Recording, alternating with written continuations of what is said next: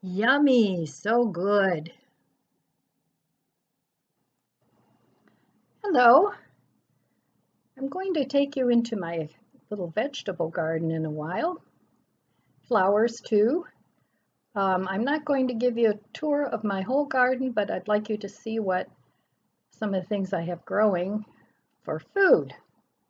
Now, if you can manage to get to Walmart and you want to start a cheap bucket garden, they sell their buckets in the bakery department. If you get there on the right day, they'll sell them to you for it's either $1 or $2, which is a really good deal. They're nice square buckets.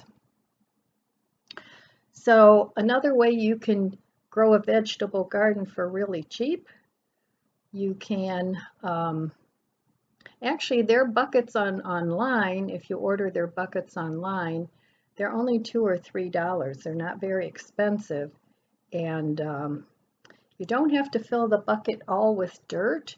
You can fill the bucket if you save some of those popcorn things, or if you get a package and you get styrofoam, you can put that in the bottom. You can put pop cans in the bottom so they don't get too heavy, and then you don't have to fill the whole bag up with soil because most vegetables don't have really deep roots. So that way you could save on potting soil. Dollar Tree has really cheap basic vegetables, and you usually get 2 or 4 seed packets for $1. And now is a good time to see if you can get seeds on sale. If you're starting a fall garden, it's a good time to plant things like you can still plant zucchini and squash and cabbage and spinach. You can plant lettuce, kale, carrots, broccoli, kohlrabi. There are a lot of fall vegetables that you can still plant. Now look at your seed packets and figure out when your first frost date is. I'm in zone 6, and our first frost date is like mid-October. But even then, if you cover your veggies, when the frost comes, you can still extend the season a little bit. Now you have to count the days to germination plus the days to maturity to find out how long it will take you to actually get a yield from your plants. So look at that when you're planting your fall garden. And I know things like spinach, and those you can even pick young. They don't like to grow in the heat, they bolt. So, and another thing that I do, I buy a whole pack of green onions. I've done it twice now. I did it in the spring. I had green onions all summer, all spring, and I just put in a new crop of spring onions that I bought at the store. I put them in water for a few days until the roots developed a little better, and I planted them right in a pot outside, and they're doing beautifully. And I just go out and I cut the green off. That's my favorite part anyway, so I cut the greens off, and you can either use them right away or you can dry those for later on. So that's a good cheap way to have green onions until the frost comes. And then right before the frost, you can pull all of them out and eat the whole onion. So, and if you can't afford expensive soil, you can save your eggshells. You can buy a cheaper soil. You can even use some of your native soil. You can mix the two together. Save all your eggshells. I always save mine. I have a bucket I put them in, and then when I get enough, I smash them up and I put them in the blender and make an eggshell powder out of them. You'll get a lot of calcium with that. Epsom salt is very cheap, and especially tomatoes, love Epsom salt, so you can use that. Worm castings, if you buy those, they're rather expensive, but if you can manage to get yourself a worm farm, you can get some cheap worm castings. And composting, that's one of the best ways. If you don't have a lot of money, you're helping the earth and you're also helping your wallet, and because you're saving all of your scraps. And you don't need a fancy composter. You can make a pile. If you don't have the space for it, you can do it in a bucket.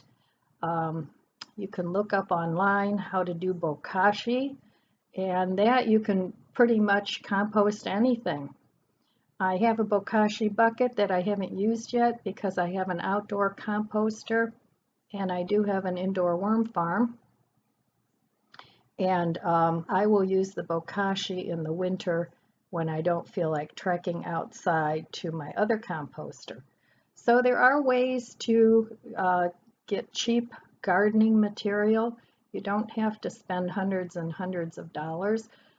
Save your coffee grounds if you drink coffee anyway, your tea bags, you can put all that in the soil and it enriches it.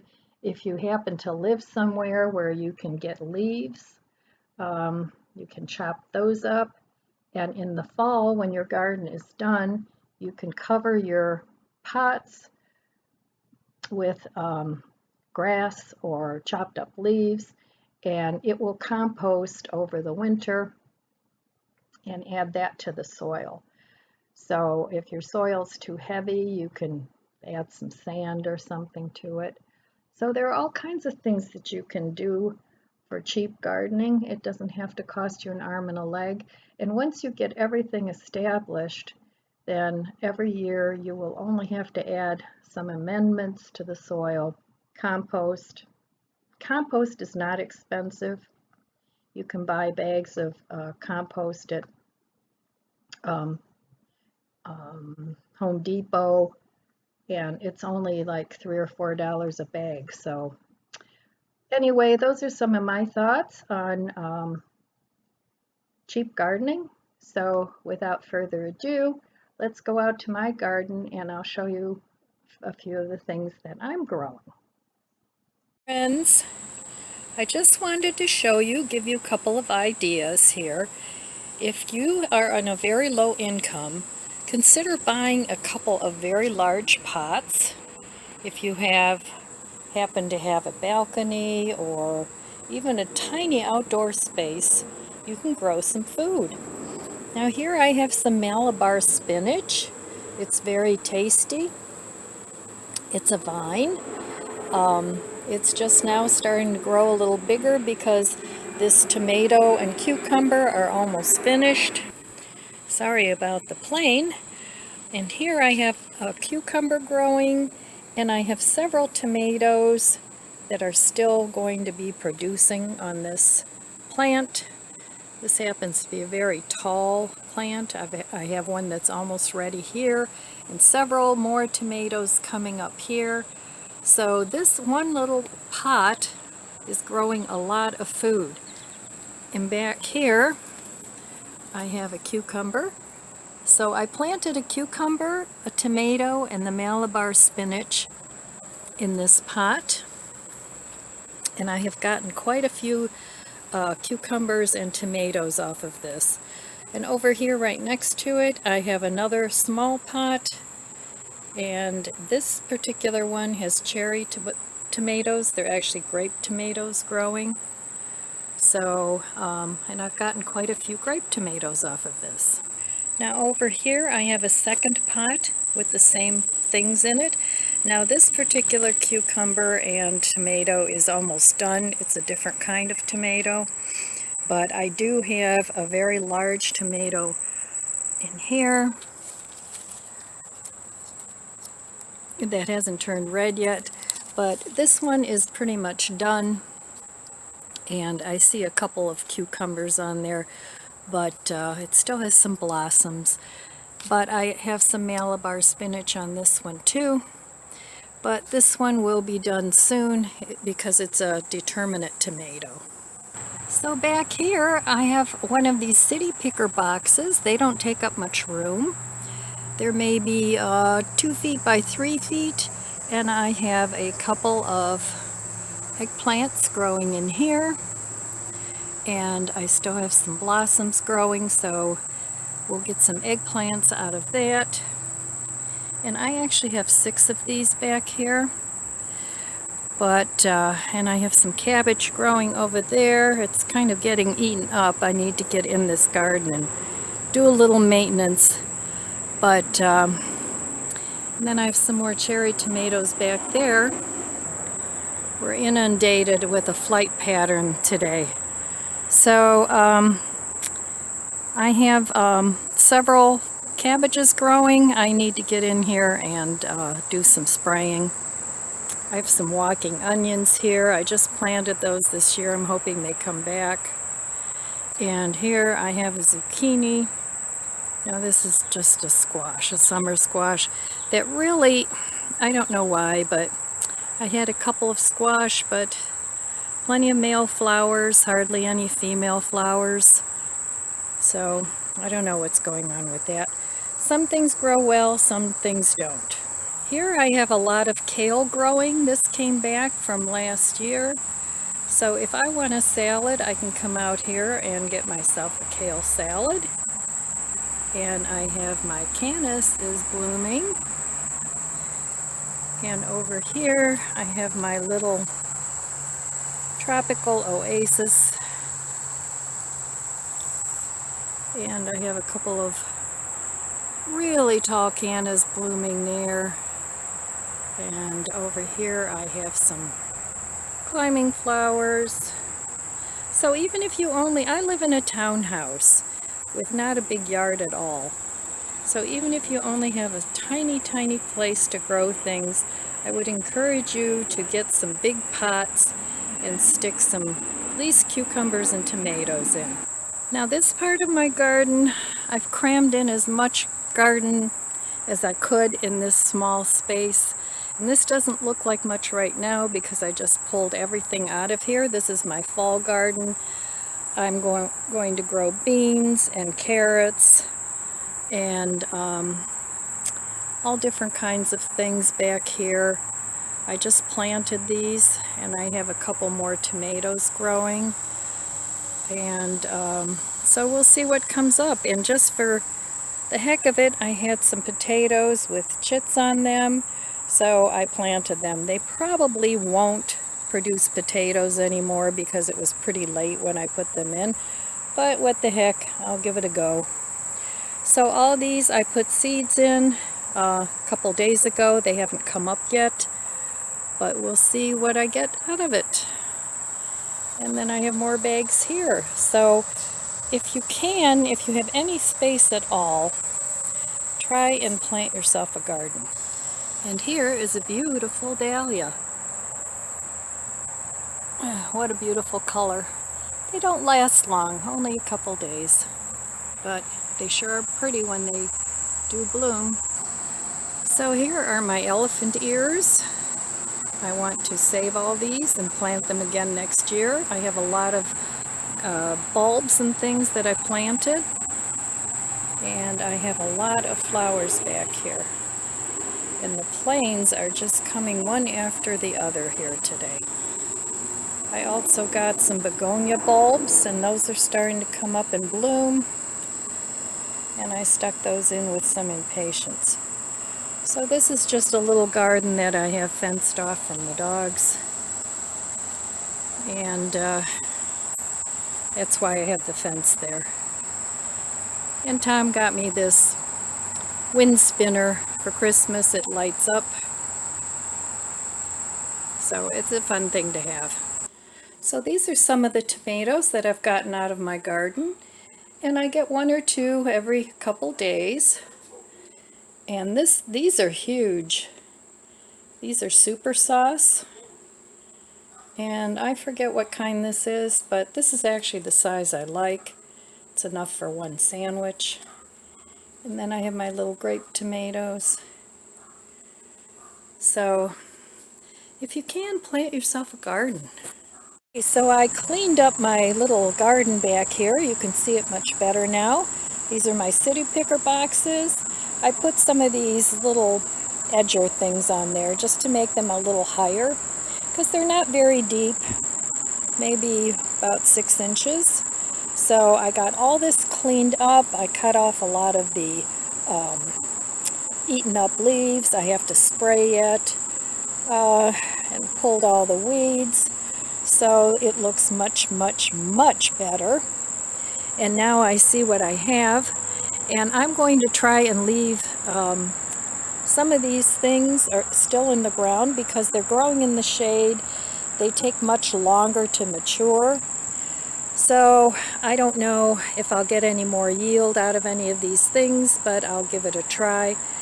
But so most of these containers were just from Home Depot that I got a few years back, and I just use the same soil and amend it and just add grass clippings and chopped up leaves in the fall and a little fertilizer, and I reuse the same soil over and over because it gets way too expensive to have to buy new soil every year.